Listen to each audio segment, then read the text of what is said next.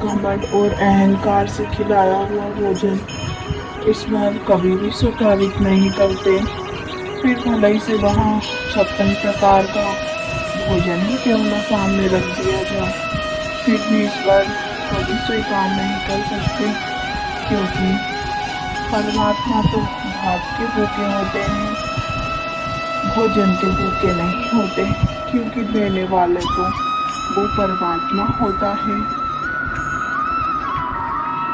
कितना ही ऐसो आराम से रहित व्यक्ति ईश्वर के प्रति आ जाए, 56 प्रकार का भोग लगाए, परंतु उसके मन में भगवान के लिए प्रेम नहीं है, करुणा नहीं है, तो वह उस भोग को कभी भी स्वीकारित नहीं करते हैं। और जहाँ एक प्रकार का भगवान तो भाव के भूखे होते हैं, वह तो भक्त के भाव को देखते हैं। चाहे वह किसी भी प्रकार का भोजन हो, वह बासी रोटी भी खा सकते हैं, परंतु उसके लिए भगवान के लिए यथा प्रेम होना चाहिए। और इसका उदाहरण उन्होंने द्वापर में कृष्ण जी ने अपने मित्र सुदामा द्वारा लाए हुए चावल को खाकर सिद्ध कर दिया है। उन्होंने यह बता दिया है कि वह किसी प्रकार के गरीब अमीर में भेदभाव नहीं करते हैं। यहाँ तो आप और हमारी सोच है, अगर मनुष्य के सामने कोई बड़ा व्यक्ति बैठ जाता है नीचे, तो उसे उसकी महानता समझी जाती है, परंतु कोई छोटा मनुष्य अगर जमीन पर बैठ जाता है तो उसे उसकी औकात समझी जाती है। परंतु ईश्वर के सामने ऐसा कुछ नहीं है, वह तो सभी को एक दृष्टि से देखता है। उसके लिए कोई बड़ा कोई छोटा नहीं होता है, वह तो सबके लिए समान दृष्टि रखता है।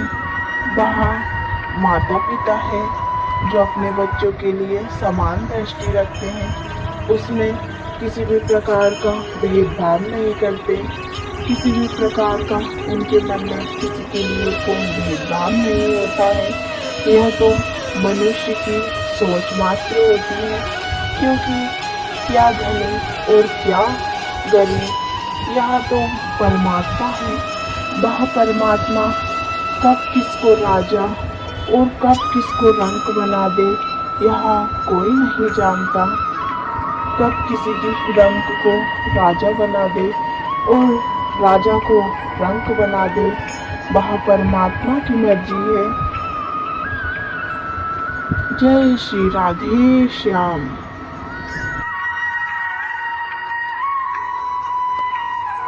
शांत रहना सीखिए, क्योंकि मन की आकांक्षाओं की पूर्ति करने के लिए शांत होना बहुत ही आवश्यक है। मनुष्य को एक उद्देश्य की प्राप्ति करने के लिए शांत होना बहुत ही आवश्यक है। धैर्यवान बुद्धि और विवेकशील बुद्धि ही सही निर्णय ले सकती है। इसलिए शांत चित्त और शांत मन से सोचिए, क्योंकि शांत मन रहेगा तो शांत चित्त रहेगा, तो उद्देश्य की पूर्ति और उसके कार्य में भी मन लगेगा। इसलिए शांत रहना सीखिए, इधर उधर की बातों को सुनना बंद कीजिए। जो आपका उद्देश्य है उस पर ध्यान लगाइए, क्योंकि मनुष्य योनि बड़ी मुश्किल से मिलती है और इसका दुरुपयोग मत कीजिए। शांत रहना सीखिए, कठोर परिश्रम कर रहे हो और कठोर परिश्रम करते रहो, आपको ईश्वर जरूर सहायता करेगा। शांत रहिए और अपने कार्य को बड़ी लगन के साथ कीजिए, इस पर आपको जरूर साथ देगा। शांत मन रहिए, लड़ाई झगड़े कलह कलेश से हमेशा दूर रहिए, जिससे आपकी बुद्धि विवेकवान बने। किसी भी मनुष्य से विवाद करने से पहले सोच लेना चाहिए, विचार कर लेना चाहिए, क्योंकि जिसकी जैसी बुद्धि रहती है वो वैसा ही कार्य करता है। इसलिए आप अपनी बुद्धि पर विवेक रखिए। अगर किसी ने आपसे कुछ कह भी दिया है तो उसका ध्यान मत रखिए। अपने कार्य और अपने उद्देश्य पे ध्यान रखिए, जिससे आपकी बुद्धि इधर उधर ना भटके। क्योंकि जिसका स्वभाव जैसा रहता है वो वैसा ही कार्य करता है। बस आप तो अपनी कार्य पर ध्यान लगाइए, धर्म के रास्ते पे चलिए, धर्म के कार्य को कीजिए। जो मनुष्य आपकी बुराई कर रहे हैं पीठ पीछे, वो जब आप धर्म के रास्ते पर चलोगे और अच्छे कार्य करोगे तो वहाँ भी आपको एक न एक दिन नतमस्तक जरूर होगा। इसलिए किसी से विवाद से बचिए, क्योंकि संत किसी से विवाद नहीं करते, क्योंकि उनका हृदय मक्खन की तरह होता है जो थोड़ी सी देर में ही पिघल जाता है। इसलिए आप किसी से विवाद ना करें, अपने कार्य और अपने उद्देश्य पर ध्यान लगाएं। किसी भी मनुष्य से उम्मीद मत रखिए कि वो आपको अच्छा रखेगा या अच्छा रखेगी। आप अपने कर्मों को इतना शुद्ध और कठोर परिश्रमी बना लीजिए कि आपको किसी की आवश्यकता ही ना पड़े, क्योंकि यह संसार कर्म भोग है। जिसने जैसा किया है वैसा मिला है। इसलिए अपने आप को खुशी रखिए, दूसरों से इस बात की उम्मीद छोड़ दीजिए, क्योंकि जितना आप अपने आप को ध्यान रख सकते हैं वैसा कोई नहीं रख सकता है। जय श्री राधे श्याम।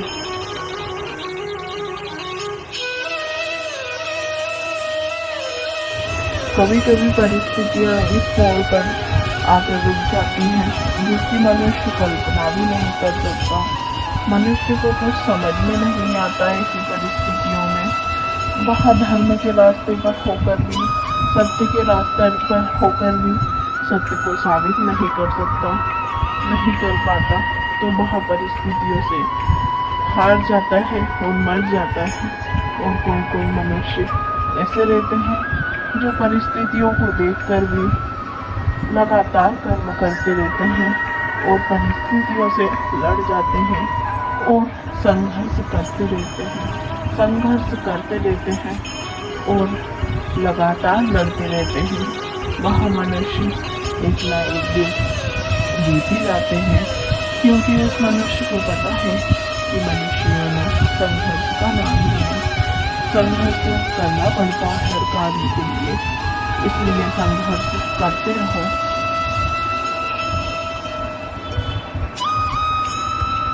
और जो मनुष्य परिस्थितियों से डरकर मर जाता है वह मनुष्य नहीं, एक तरह का कायर मनुष्य होता है जो परिस्थितियों से हार कर मर जाता है। आप परिस्थितियों से हार कर मर कर स्वयं एक पाप कर रहे हो। दूसरा तो पाप करता ही है, साथ में आप उससे बड़ा पाप कर रहे हो, क्योंकि आपको पता होना चाहिए कि मनुष्य योनि बड़ी मुश्किल से मिलती है। 84 लाख योनि के बाद में मनुष्य योनि मिलती है, जिसके लिए देवी देवता भी तरसते हैं। देवी देवता भी यह सोचते हैं कि हमें कब मनुष्य योनि मिल जाए, और आप लोग हो कि इस मनुष्य योनि को किसी भी के लिए अपने प्राण को त्याग देते हो। यह सरासर गलत है, अन्याय है। अपने जीव पर दया करो, अपने इस अनमोल जीवन पर दया करो और इसे किसी भी प्रकार से व्यर्थ मत जाने दो। क्योंकि आप धर्म और कर्म के रास्ते पर चलते हो तो आपका इस पर भी साथ देगा, क्योंकि पुण्य की जल पाताल में होती है और धर्म की नींव बहुत ही लंबी होती है, जिसको काटने वाला कोई पैदा हुआ है न होगा। आधर्म के रास्ते पर चलने वाले लोग थोड़े दिन के लिए खुद जरूर हो सकते हैं, पर वो सत्य को नहीं बदल सकते। इसलिए आप परिस्थितियों से हारे नहीं, लगातार कर्म करें और धर्म के रास्ते पर चलें। इस पर आपके साथ जरूर देगा और आपकी विजय होगी। आप इस पर विश्वास रखें, उन पर, उस परम परमात्मा पर विश्वास रखें और अपनी जीवात्मा पर दया करें। किसी भी प्रकार का कदम ना उठाएं जिससे आपकी हानि हो। जय श्री राधे श्याम।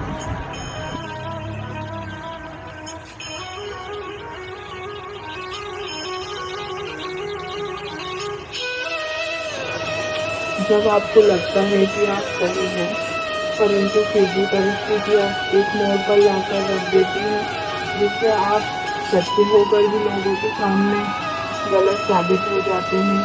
परंतु आप लोग चिंता मत करो, क्योंकि झूठ जितना भी चिल्लाकर कहे कि सच्चा हूँ, परंतु वह कभी सच्चा नहीं होगा। वह झूठ एक न एक दिन लोगों के सामने आ ही जाता है। उदाहरण के लिए माता सीता पर 14 वर्ष के वनवास के बाद उन पर झूठे आरोप लगाए गए, परंतु सच क्या है वह आप और हम अच्छे से जानते हैं। इसलिए कभी भी जो हो रहा है उसे होने दो, उसे परमात्मा के ऊपर छोड़ दो, क्योंकि माता सीता के ऊपर आरोप लगाने वाले को दूसरे जन्म में सजा मिली थी। परंतु आप धैर्य रखिए, यह कलयुग है जनाब। आपके अच्छे बुरे कर्मों की सजा आपको नहीं मिलेगी। बस सही समय और सही वक्त की राह देखिए। जय श्री राधे श्याम।